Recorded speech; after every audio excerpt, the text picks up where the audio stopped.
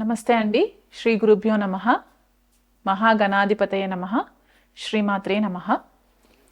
ఈరోజు మనము ద్వాదశ రాశుల వాళ్ళకి డిసెంబర్ 2025 రాశి ఫలాలు ఎలా ఉండబోతున్నాయో తెలుసుకునే ప్రయత్నం చేద్దాము. కానీ దానికంటే ముందు డిసెంబర్లో గ్రహ గోచారం ఎలా ఉంది, ఏ గ్రహం ఎప్పుడు ట్రాన్సిట్ అవుతుంది, ఏ రాశిలోకి ట్రాన్సిట్ అవుతుంది అనే ఒక ఇన్ఫర్మేషన్ గ్యాదర్ చేసుకుందామండి. మొదటగా మనము రవి గ్రహం గనక చూసుకున్నట్లయితే రవి డిసెంబర్ 1వ తారీఖు నుంచి 15వ తారీఖు వరకు కూడా వృశ్చిక రాశిలో సంచారం జరగడము, దాని తర్వాత నెలాఖరి వరకు అంటే 31వ తారీఖు వరకు కూడా మనకి ధనుసు రాశిలో సంచారం జరగడం అనేది కనిపిస్తుంది. చంద్రుడు ఎలాగో మనకి 2.5 రోజులకి రాశి మారుతూ ఉంటారు కాబట్టి చంద్రుడి పరిజ్ఞానం మనకు అంతగా తీసుకోము మేజర్ ట్రాన్సిట్స్కి సంబంధించి. సో కుజుడు కనుక చూసుకున్నట్లయితే డిసెంబర్ 7వ తారీఖున ధనుసు రాశిలోకి సంచారము, దానికంటే ముందు మొదటి 6 రోజులు కూడా వృశ్చిక రాశిలో సంచారము, రవి కుజుల యొక్క కలయిక మొదటి 6 రోజుల వరకు కూడా ఉంటుంది వృశ్చిక రాశిలో. తర్వాత డిసెంబర్ 7వ తారీఖు నుంచి డిసెంబర్ 31 వరకు కూడా కుజుడు ధనుసు రాశిలో సంచారం జరగడం అనేది కనిపిస్తుంది.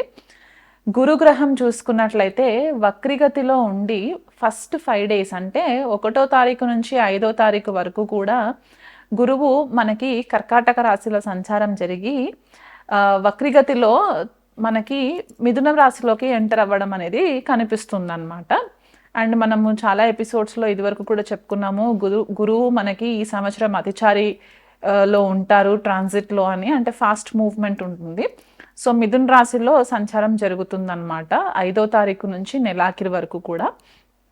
శనిని చూసుకున్నట్లయితే మీనరాశిలో సంచారము పూర్వభాద్ర నక్షత్రంలో నుంచి సంచారం జరుగుతుంది.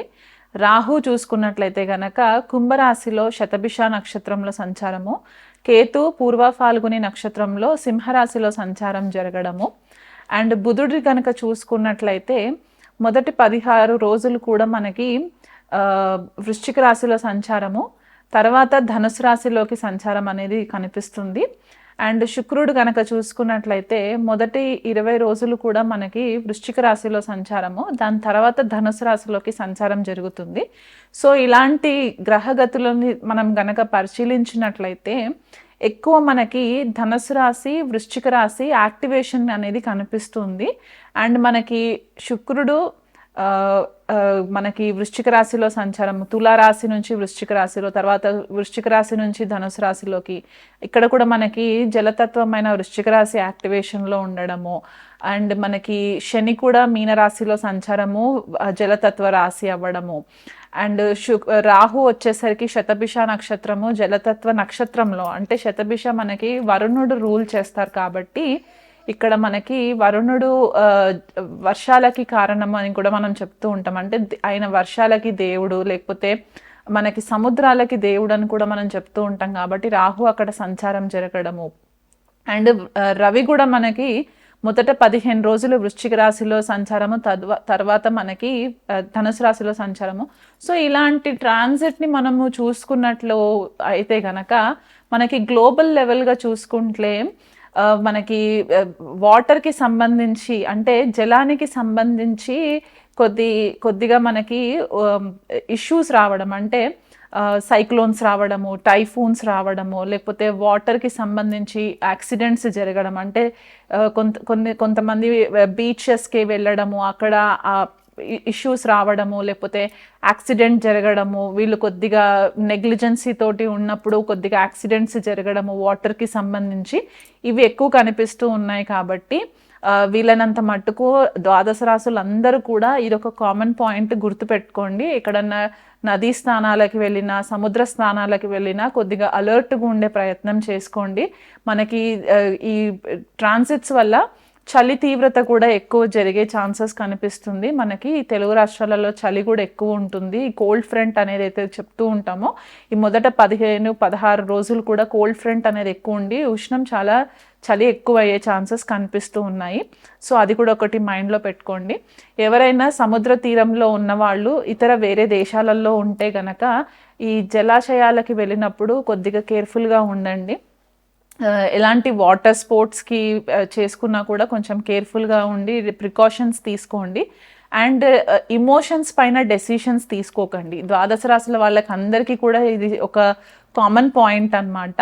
ఎటువంటి డెసిషన్స్ లైఫ్కి సంబంధించి మేజర్ ఈవెంట్స్కి సంబంధించి డెసిషన్స్ మీరు ఏవైతే తీసుకుంటారో అవి ఇమోషన్స్ మీద తీసుకున్నట్లయితే కనుక మీకు చాలా మట్టుకు నష్టపోయే ఛాన్సెస్ కనిపిస్తున్నాయి. కాబట్టి కొద్దిగా లాజికల్గా ప్రాక్టికల్గా ఆలోచించి మీరు డెసిషన్స్ తీసుకునే ప్రయత్నం చేసుకోండి.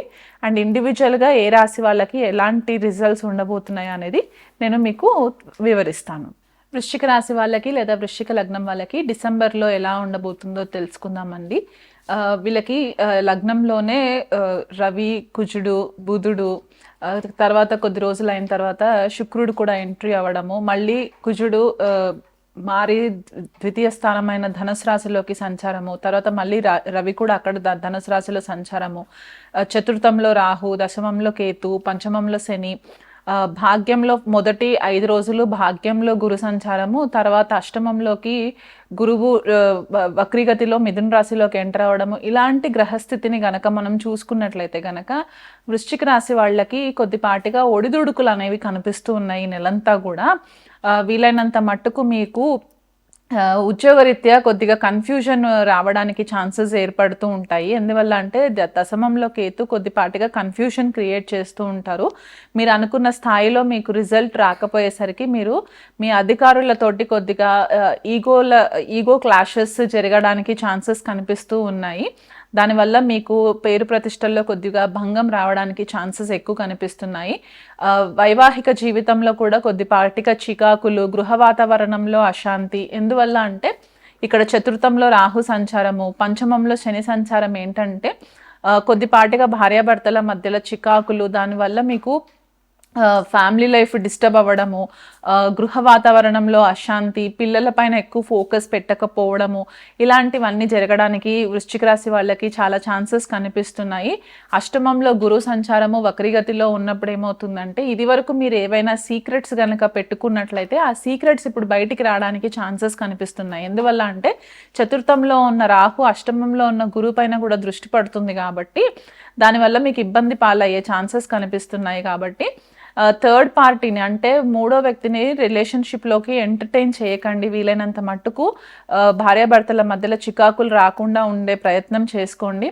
చాలా మట్టుకు రిలేషన్షిప్స్ మనకి థర్డ్ పార్టీ ఎంట్రీ వల్లనే పాడవుతుంది. కాబట్టి ఈ పర్టిక్యులర్ పాయింట్ చెప్పడం అనేది జరుగుతుంది. వ్యయస్థానంలో ఉన్న శుక్రుడు బిగినింగ్ కొద్దిగా బాగానే ఉంటుంది, కానీ ఎప్పుడైతే వృశ్చిక రాశిలోకి సంచారం జరుగుతుందో అప్పుడు మీకు కొద్దిగా సీక్రెట్ రిలేషన్షిప్స్ మెయింటైన్ చేయడానికి కూడా ఛాన్సెస్ ఎక్కువ కనిపిస్తున్నాయి. కాబట్టి ఈ విషయంలో కొంచెం కేర్ఫుల్గా ఉండండి. పంచమ స్థానంలో శని సంచారం ఏంటంటే మీ ఆలోచన విధానంలో కొద్దిపాటిగా చేంజెస్ రావడము, క్రియేటివిటీ స్కిల్స్ కొద్దిగా ల్యాక్ అవ్వడము, లేకపోతే మీకు కొద్దిగా లేజినెస్ పెరగడము, ఇలాంటివన్నీ కూడా కనిపిస్తున్నాయి. కాబట్టి ఆరోగ్యం విషయంలో కూడా కొంచెం కేర్ఫుల్గా ఉండండి. ఎందువల్ల అంటే ఎక్కువ గ్రహాలు లగ్నము అండ్ ద్వితీయ స్థానంలో సంచారం జరగడం ఏంటంటే మీరు ఏదైతే ఫుడ్ కన్జ్యూమ్ చేస్తుంటారో దాని ఇంపాక్ట్ మీ ఫిజికల్ హెల్త్ పైన ఎక్కువ పడే ఛాన్సెస్ ఉన్నాయి. కాబట్టి ఆ విషయంలో కొంచెం కేర్ఫుల్గా ఉండండి. బయట వస్తువులు వీలైనంత మట్టుకు తినడానికి అవాయిడ్ చేయండి, ఎక్కువ ఎంటర్టైన్ చేయకండి. ఇంట్లో గృహశాంతి నెలకొల్పాలి అని అంటే కనుక సుబ్రహ్మణ్యేశ్వర స్వామి ఆరాధన రెగ్యులర్గా ఇంట్లో చేసుకోవడము, గణపతి ఆరాధన చేసుకోవడము, గురువుకి అష్టమంలో గురు సంచారం జరుగుతుంది వక్రీగతిలో. కాబట్టి గురువుకి ఆవులకి గ్రాసం పెట్టడము, లేకపోతే శనగలు దానం చేయడము, అండ్ రెగ్యులర్గా మీరు గురువారం రోజు వీలైతే మీ హెల్త్ సపోర్ట్ చేస్తే ఏకభుక్తం చేయడము, ఇలాంటివి చేసుకున్నట్లయితే కనుక కొద్దిపాటికి రిలీఫ్ ఉంటుంది. ఈగోస్కి వెళ్ళకండి. వీలైనంత మట్టుకు అగ్రెసివ్ నేచర్ తోటి అంటే అహంపూరితమైన మాటలు మాట్లాడకండి, ఎదుటి వాళ్ళని హర్ట్ చేసేలాగా మాట్లాడకండి. మీ ఇమోషన్స్ని మీ కంట్రోల్లో పెట్టుకోండి. అన్నీ నాకే తెలుసు అనే మొండి వైఖరి పనికిరాదు ఈ నెలంతా కూడా. దానివల్ల మీరే నష్టపోతారు, మీ హెల్త్ పాడవుతుంది, సైకలాజికల్గా కూడా ఇబ్బంది పడతారు. కాబట్టి ఈ విషయాలన్నీ కూడా మీరు కొంచెం దృష్టిలో పెట్టుకొని ఈ మంత్ అంతా కూడా కొద్దిగా మౌనం పాటించినట్లయితే మీకు ఫేవరబుల్గా ఉంటుంది.